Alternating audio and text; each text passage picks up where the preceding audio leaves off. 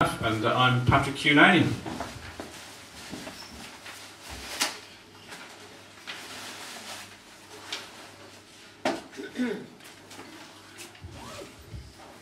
Let us celebrate a festival of nothingness, of carelessness, of streets empty of signs, of shadows flickering on the ceiling, of the sun taking a bow on a summer evening.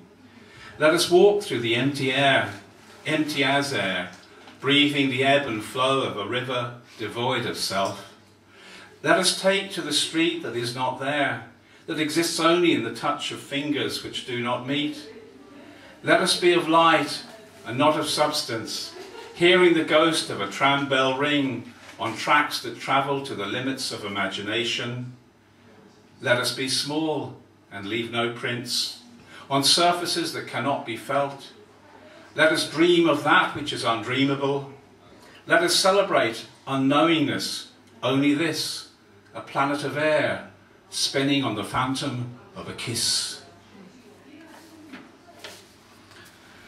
My parents are Irish, and they met in England during the war, and I was thinking recently what it must have been like for them in that time. And my father was, although he tried to enlist in the forces, because he was an electrician, they drafted him to work on American air bases, where they did have a shortage of people who could do that work.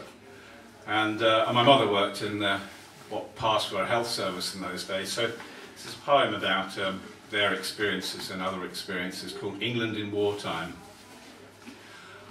What must it have been like, England in wartime? Ration cards, black market in islands, spam, empty rhetoric on the wireless, dull recipes turning turnips into jam. My father enjoyed England in wartime, an Irishman working for Americans, no shortage of butter or chicken, the rumble of B-17s returning to wartime in England. I think of those families praying for a father or a son to return, a young girl anxious for her lover, burning in the Algerian sun. I imagine factories ennobled on the Pathé screen, the hum of steel, polishing of bullets, engines screaming in a suffocating steam. In England in wartime, I see royalty, faking heroism on thrones, bomb victims shimmering in tunnels, men and women without homes. In England in wartime, I wonder what constituents were so different from peacetime. My mother recalls a shortage of eggs, long queues for bread.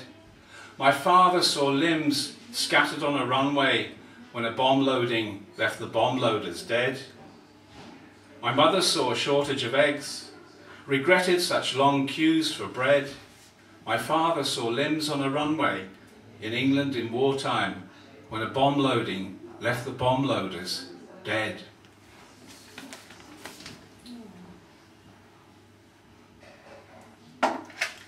One of my favourite places is a little village in South Wales called Larne on the on the Taff estuary, and many of you will know that's where Dylan Thomas lived for many years, and he based Clara Gibb in Undermilk Wood on this little village, and I've been there many times and performed poetry there. So this is just a little poem that arose out of being down there one summer and going for a walk along the salt marshes that just fringe the little village.